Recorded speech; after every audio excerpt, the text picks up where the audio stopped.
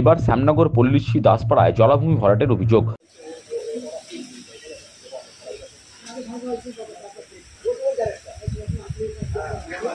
মুখ্যমন্ত্রী মমতা বন্দ্যোপাধ্যায় পুকুর কিংবা জলাশয় ভরাটের বিরুদ্ধে বারংবার কড়া নির্দেশ দিচ্ছেন। পুকুর জলাশয় ভরাট হলে সঙ্গে সঙ্গে অ্যাকশন নিতে হবে, ভেঙে দিতে হবে। সে যারই হোক, আর যত বড় নেতারই হোক, আর যত বড় পুলিশ বা অফিসার এর মধ্যে জড়িত থাকুক না কেন। অথচ মুখ্যমন্ত্রী সেই নির্দেশ উড়িয়ে জোর কদমে চলছে পুকুর কিংবা জলাশয় ভরাটের কাজ। এবার জমি হাঙরদের থাবা ভাটপাড়া পুরসভা 23 নম্বর ওয়ার্ডের শ্যামনগর নতুন গ্রাম রোডের পল্লীশ্রী দাসপাড়ায়। সেখানে 3 কাঠা আয়তনের জলাভূমি ভরাটের অভিযোগ উঠেছে জমির মালিক স্বপন চন্দ্র দত্তের বিরুদ্ধে। যদিও স্বপনবাবুর দাবি পুকুর নয়, ওটা বাস্তু জমি। স্থানীয় ব্লক ভূমি ও ভূমি সংস্কার দপ্তর থেকে তিনি অনুমতি নিয়েছেন। পাশের একটি বাড়ি ধসে যাওয়ার আশঙ্কায় তিনি জমির পার বাঁধাচ্ছেন।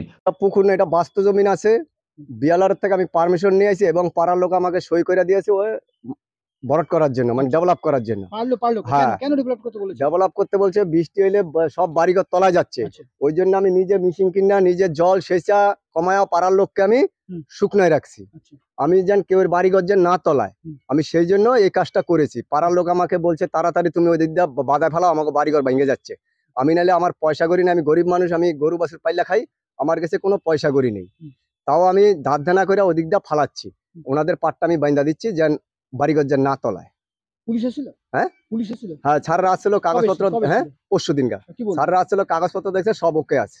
আমি বিয়ালার থেকে পারমিশন নিয়ে আসছি। আমার বাস্তু জমিন আছে, আমার কোনো ডাঙ্গাও নাই, পুকুরও নেই। আপনি কি চাইছেন তাহলে? হ্যাঁ, আপনি কি চাইছেন? আমি চাইছি যেন আমাকে হেল্প করুক। আমি আর গরিব মানুষ, দুইটা ছেলে আছে আমার, আমি কাজ বাজ করে খাচ্ছি, আমাকে হেল্প করুক। স্বপনবাবুর লাগোয়া আরও 5 কাঠা জলাভূমি ভরাটের অভিযোগ উঠেছে। জমি ভরাটের কাজে যুক্ত প্রদীপ দাস জানান, জমির রেকর্ড বলছে ওটা বাস্তু জমি, জমি নয়। তাই তারা কোনো রকম বেআইনি কাজ করছেন না। কাগজপত্র সব ঠিকঠাক আছে, আমি দেখেই নিয়েছি। আর আশেপাশের লোককেও জিজ্ঞাসা করে নিতে পারেন, ওটা বাস্তু জমি, ওটা কোনো জলা জমি নয়। ঠিক আছে, এটা আশেপাশের লোককে আপনারা গিয়ে জিজ্ঞাসা করে দেখুন, বলে দেবেন। আপনারা নিয়েছেন? কিনেছি। কোনো বেআইনি কাজ করছেন না? না, দেখে নিতে পারেন, পেপারস আপনারা দেখে নিতে পারেন, দরকার হলে অসুবিধা নেই। বিজেপি নেতা প্রিয়াঙ্গু পাণ্ডের দাবি, ভাটপাড়া পুরসভার অন্তর্গত 32টা পুকুর রাতারাতি উধাও হয়ে গেছে। বিশেষত জগদ্দল বিধানসভার অধীনস্থ পুরসভার যে কটি ওয়ার্ড পড়ে সেখানে দেদার পুকুর ভরাট চলছে, অথচ নির্বিকার প্রশাসন। তার অভিযোগ, জমির চরিত্র বদল করেই পুকুর কিংবা জলাশয় বুঝিয়ে ফেলছেন জমি হাঙররা। রামনগর কি আপনি পুরো ভাটপাড়া পৌরসভা অন্তর্গত 32টা পুকুর আজকে দিনে দেখাই যাচ্ছে না, পুরোপুরি ভরাট করে শেষ করে দিয়েছে। আজকে ক্লাইমেটের সাথে এই তৃণমূল শাসনে ভাটপাড়া পৌরসভার মদদে, বিশেষ করে জগদ্দল বিধায়ক সোমনাথ স্বামী চিনি নেতৃত্বে পুরো ক্লাইমেটকে শেষ করার জন্য একটা ষড়যন্ত্র করে শুধু পুকুর ভরাট হচ্ছে। তো পুকুর ভরাট করা তো এদের এখন প্রধান কর্তব্য হয়ে গেছে। কোন জায়গা থেকে কিভাবে কি কাগজ এটা তৈরি করবে, কি দেখাবে, সেটা তো শুধু আপনাদের আর আমাদেরকে বোকা বানানোর জন্য। অ্যাকচুয়ালি হচ্ছে কি, এদের পুকুর ভরাট যত হবে ততই এদের ধান্দা হবে, ও মানুষ আগামী দিন অক্সিজেন পাবে কি পাবে না সেই সব নিয়ে এদের কোনো চিন্তা নেই।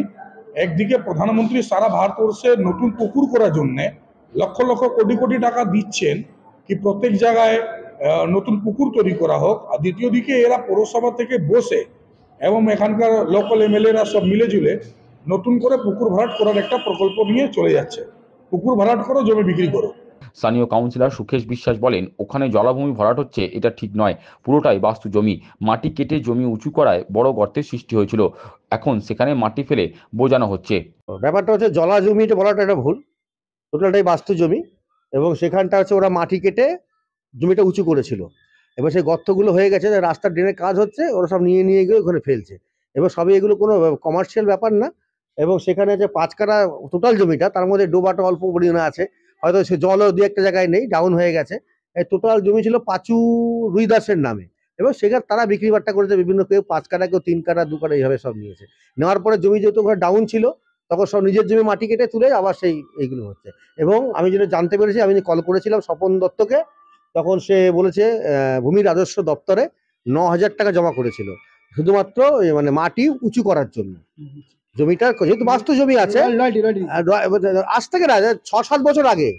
এবং ওটা পুলিশ এসেছিল, আমি যা পুলিশকে জানিয়েছিলাম, পুলিশ এসেছিল, পুলিশ কাগজ থেকে সন্তুষ্ট হয়েছে, আর পুলিশ চলে গেছে, কিছু করার নেই। এটা পাশের জমিটা, ওটা যেটা আছে ওটা তো ওর থেকে একটু কম, মানে অল্প একটু বেশি, বুঝতে না, তো ডোবাও নাই, কিছুই নাই ওর মধ্যে, জাস্ট ডাউন জমি একটুখানি। যদিও বাস্তুতন্ত্রশাস্ত্রের নিয়ম বাস্তু জমি সাধারণত ভরাট করা যায় না, তবে কিছু বিশেষ পরিস্থিতিতে জলাশয় কিংবা পুকুর ভরাটের ক্ষেত্রে স্থানীয় ভূমি এবং ভূমি সংস্কার দপ্তর থেকে অনুমতি নিতে হয়।